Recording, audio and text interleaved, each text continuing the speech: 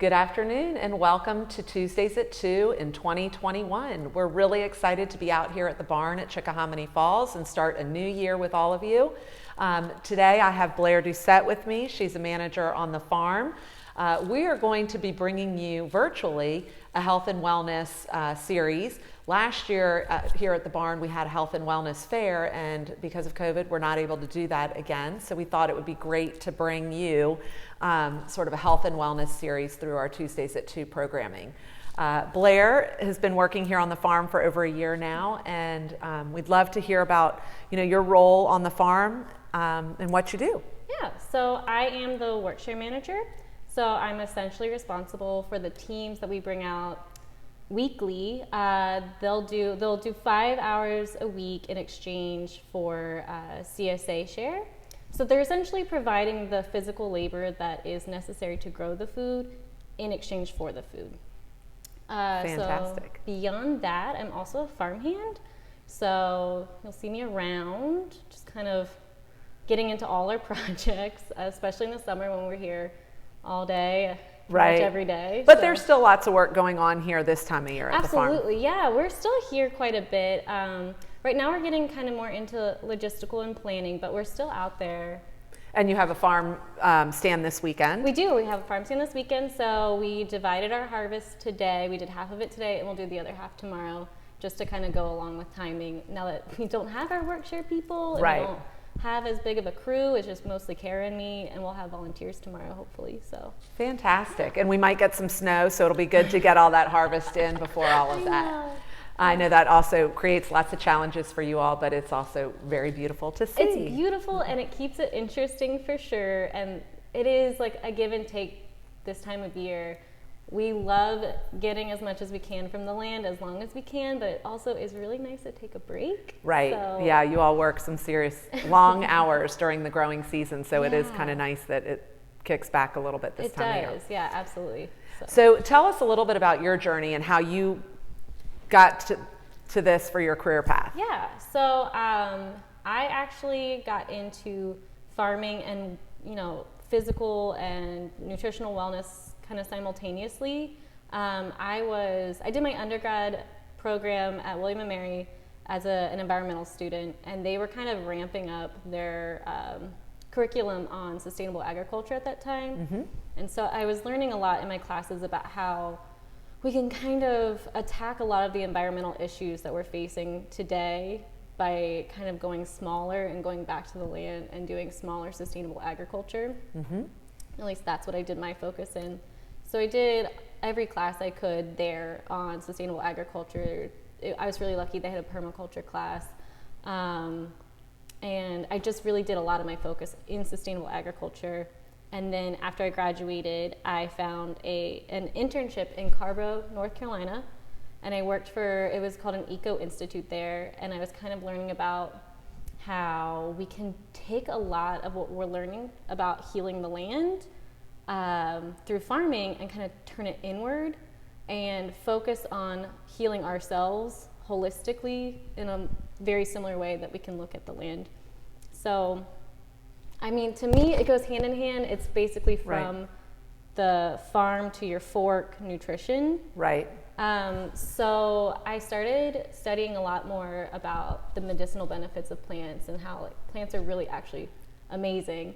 And I found a graduate program that did holistic nutrition in Oregon. Oh, fantastic. So I moved out there, did my graduate program out there, and interned with a professor of mine on a farm that he had or that he was managing.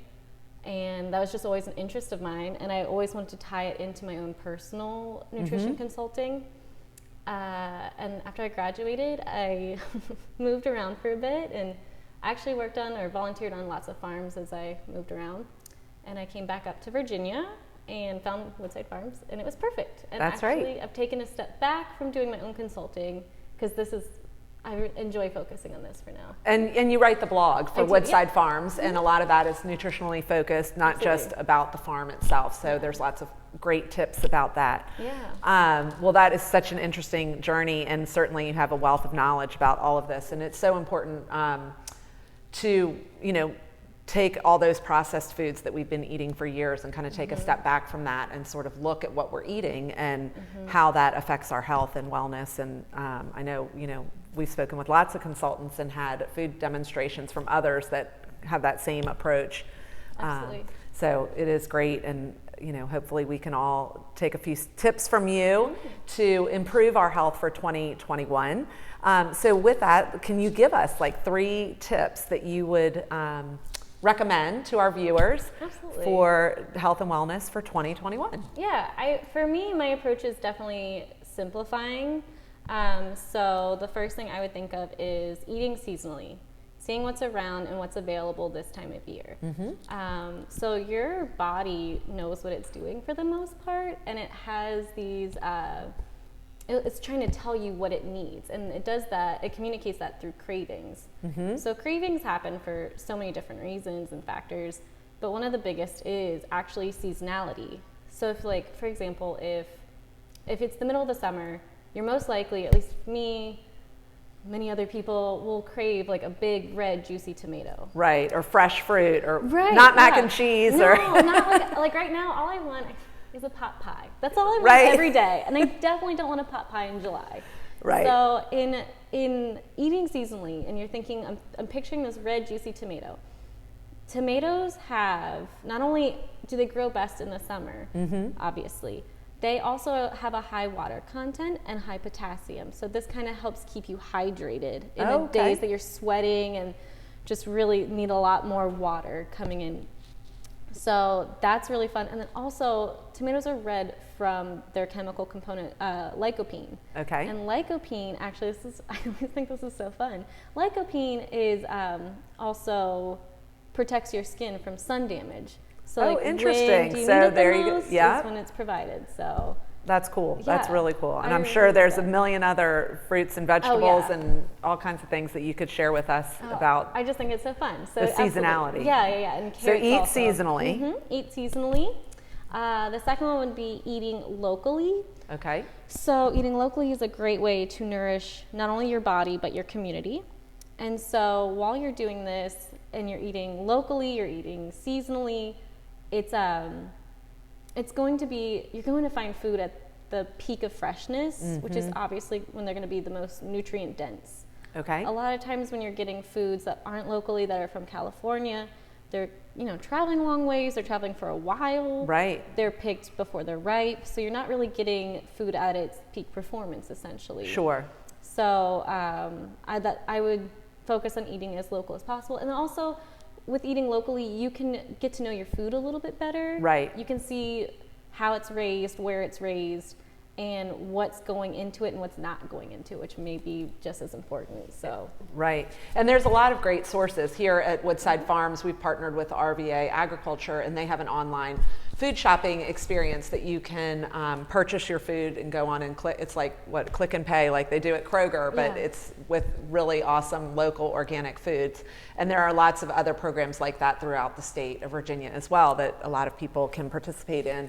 And get fresh local food from if you don't happen to have Woodside Farms in your backyard or relationship here. All right, so the third tip. yeah, third tip is, and this is one of my favorites for being super simple, is it's just eat the rainbow. So food, I'll say. Here we go. Oh yeah, that's great. Natural food, unprocessed food, comes in an array of colors. And it's because of all these foods are made up of many food chemicals, and these chemicals, like chlorophyll would be one of them.